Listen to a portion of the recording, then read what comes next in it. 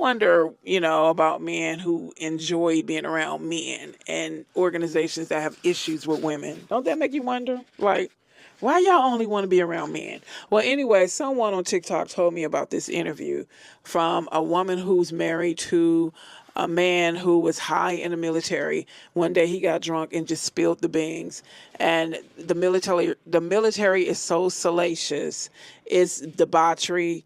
She exposed how the military was having its own FOs this was a 1998 interview. She also talks about why they don't allow women and black people in special operations. Check this out. Your name is Catherine Pollard Griggs? Yes. You are the wife of Colonel George Griggs? Yes. Love you. It's true that your husband has been the head of special operations under Admiral Kelso, NATO? Yes. And in fact, your husband was an alcoholic. Absolutely. And probably is to this day. Absolutely. And during these drunken stupors, he would, so to speak, blab on and tell you everything he knew about the intelligence community. By your association with him, you have come to understand and know, as shocking as this may sound to the people who are viewing this, that the United States military is literally run by sexual deviants heavy on the homosexual side. Truly. And that in the United States military, people like Jeffrey Dahmer and Kaczynski and McVeigh and Oswald and a host of other people who have a sexual deviant background, primarily homosexual, these individuals are actually sought out by people within the military, the Army,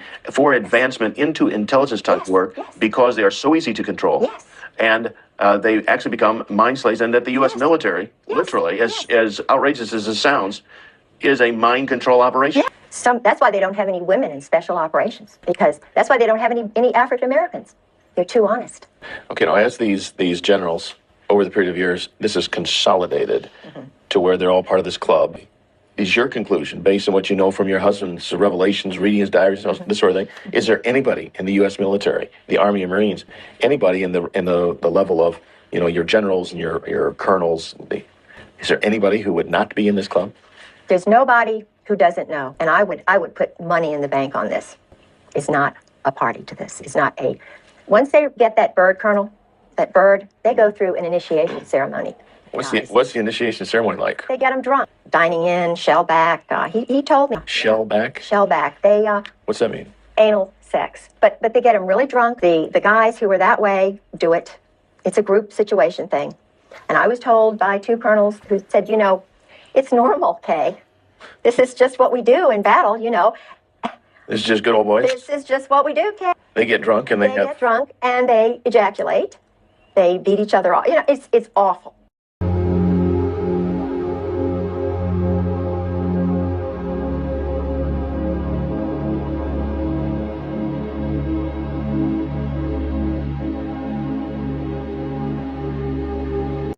So I went into the State Department Near East section and found there was not one single Palestinian, not one single Muslim, religious, Saudi, Jordanian, not one Christian Protestant, not one Roman Catholic, not one plain old American, whatever, from Corn Pone. Every single person in all of those offices were either Zionist, Israelis, whatever, and they had pictures all over the wall of Israel, Israel, Israel. They had magazines, Israel Today. I was given a copy of one. And there were yarmulkes, and the Israeli writing. In other words, and I asked one of the women after having gone through about, 4 or 5 of these offices, I said, because I was pretending like I really, I was just kind of wanting to know where the Palestinian office was, She said, well, we handle all of that. We handle all of that. And this is the State Department, the Near East, the part that handles Israel, Jordan, all of these. Egypt. Yeah, the Near East section. My feeling is that he was flagged the way I was flagged when General Gray and Wilhelm had me flagged because I broke up the go-go dancing in the officers' club. I was labeled a troublemaker because I thought it was wrong for married men to be going out with topless go-go dancers in the officers' club dining room, and I took pictures of it, and my husband, got really mad and so forth. And these pictures today are still with you, or they're missing? Oh, no. My husband, what happened, I had the pictures.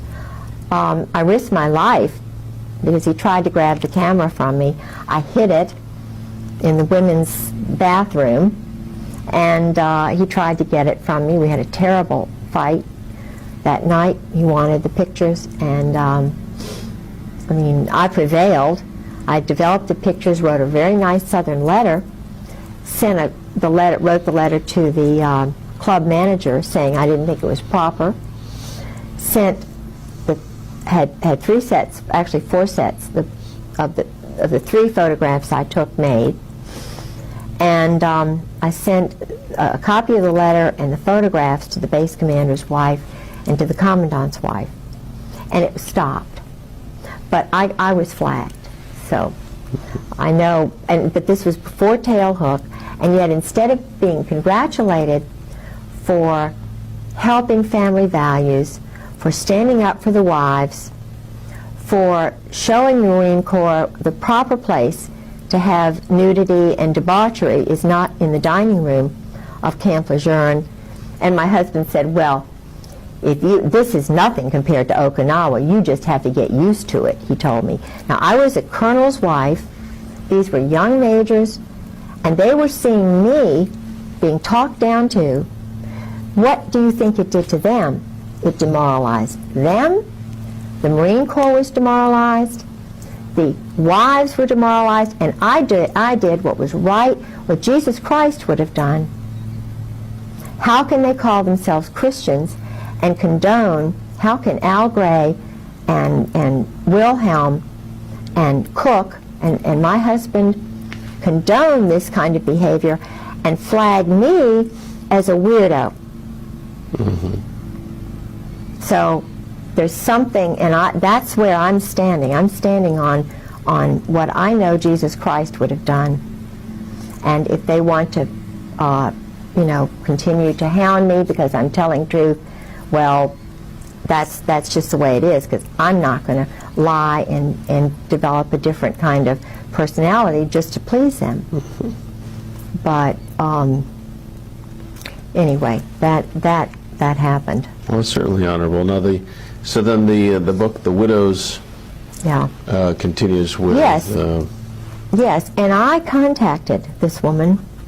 There was a detective who had to be hired. She knew he'd been murdered.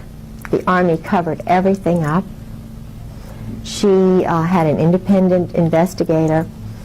And the interesting thing which happened was that she worked in a toy shop. This isn't in the book. She told me this over the phone. This is Mrs. Yeah, it's like Klein. Well, anyway. So Yeah.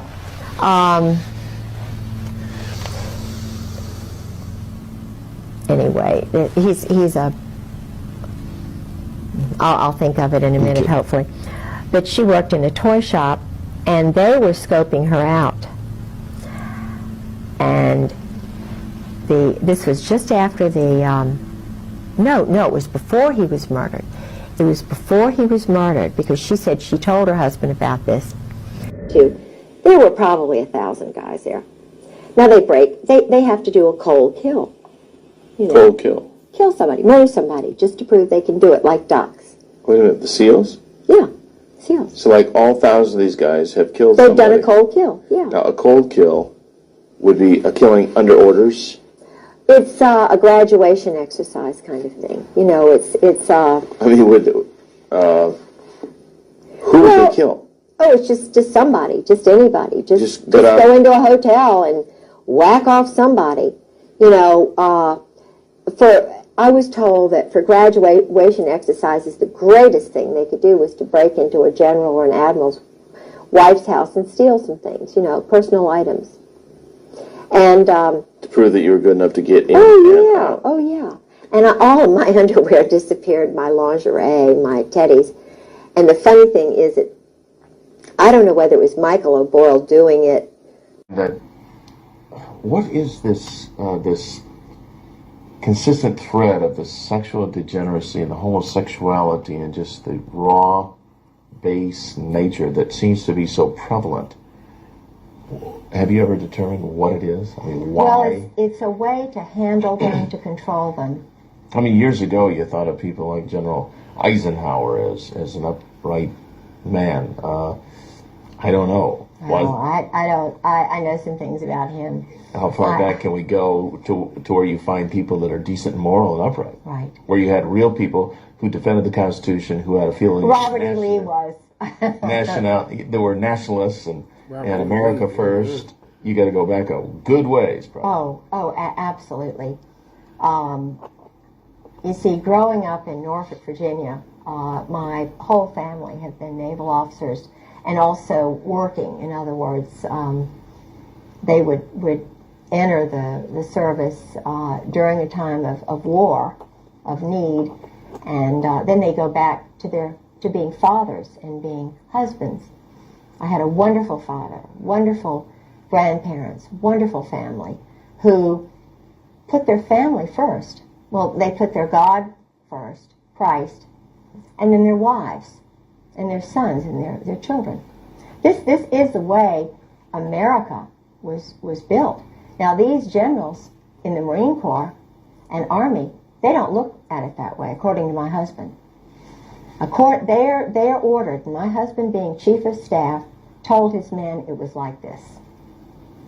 It's the Marine Corps first, the brotherhood, the cherry Marine, the bonding that goes on. Mm-hmm. The Marine Corps comes before God, before Jesus Christ, before the country, and then it's it's whatever the religion they have. I don't know, because my husband is not a Christian. He's an existentialist. And most of these guys are. Certainly Al Gray is. Krulak. I think his wife goes to church. But their God is this brotherhood. The brotherhood. And it's very German. It's very... Does it have Masonic leanings? Oh, absolutely Masonic leanings. In fact, the admiral who was the last admiral whose car my husband bought, who was very impressed with this Norwegian admiral. Mm. They're all Masons now. Mm-hmm. Not all Masons, but this brotherhood, Opus Dei, if they're, or the mob. I mean, the one thing I've been able to determine about the current Marine Corps, the Marine Corps that my husband came in with, Gray, Reap, Sheehan, they're all mob. Now, when you say mob, you're talking mafia type New mob? Jersey mafia, right. Mm-hmm. Right. And there's Brooklyn, New Jersey. Okay, is the mob and this military bunch, they're the same? The Marine Corps guys are the hitmen. And they are mercenaries. They'll work for anybody. You think the Marine Corps is under the Navy? No way. They can just as easily be under an Army colonel, and if the Army colonel meets a Marine Corps colonel, the Army colonel is superior. They'll switch hats just like that. My husband said it's just, no big a deal. I'll go work for the State Department.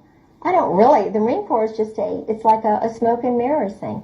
And they're run out of New Orleans. 4th Marine, Oswald. I mean, they are not on his level. He said, we've never been an enemy of the Soviet Union. They work with these communists.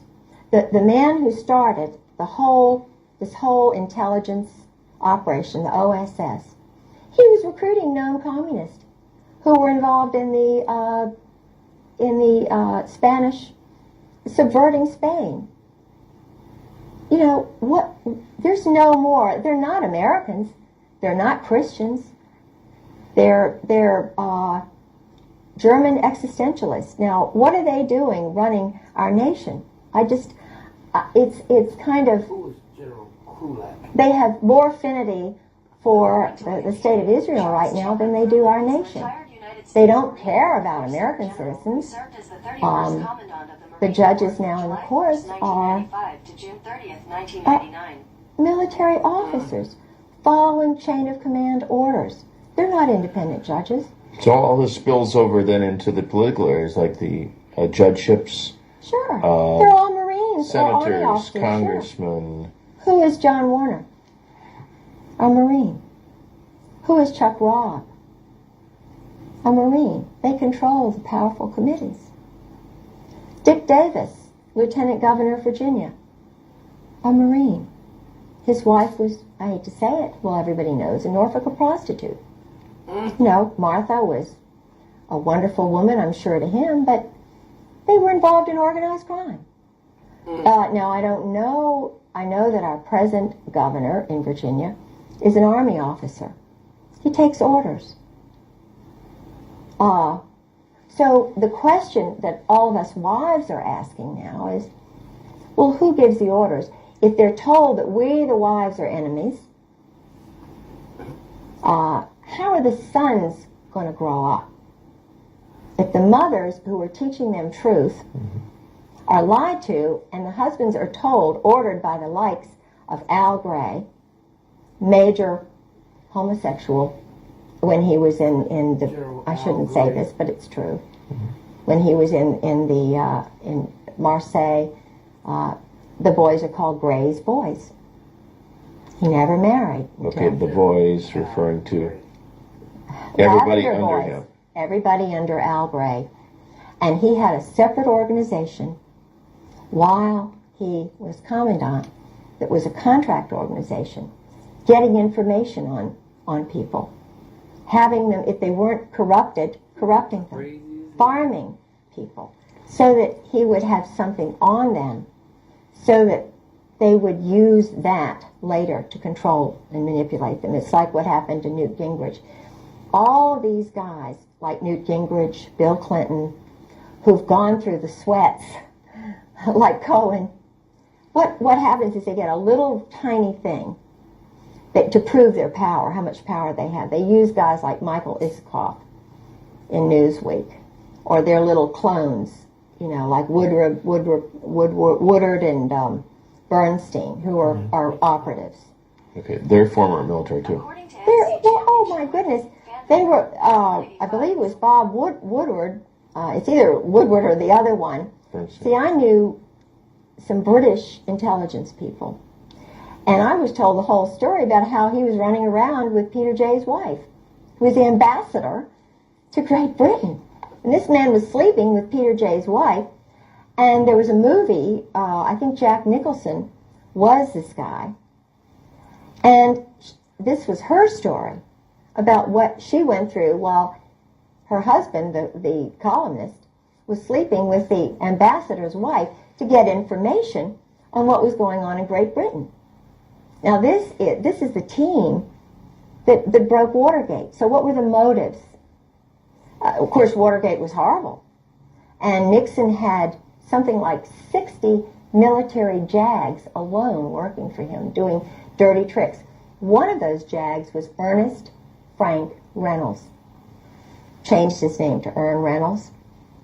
He came to me. I was farmed. Tim Hunter, an intelligence army operative, came to me with this story about, hard luck, Saudi Arabia, and I was in the army, and I have this friend who can help you out with your legal case. He's a really good guy, Ern Reynolds. And if you need him, I know he'll do some free legal work for you. So I was staying with Sarah, and I didn't have any money, and but I took the little, the train into Fairfax. He met me in his Volvo station wagon with his jacket on. I didn't know what the big 4 meant on his leather jacket. And he took me to his... and what did it mean? 4th Marine. Oh, okay. Operative. Mm-hmm. And he had the most fantastic apartment. See, I'm a big book person, and I love, reading history and everything, and I'm impressed by people who read, who are intelligent, who are wise. You have a master's yourself in Scottish history, and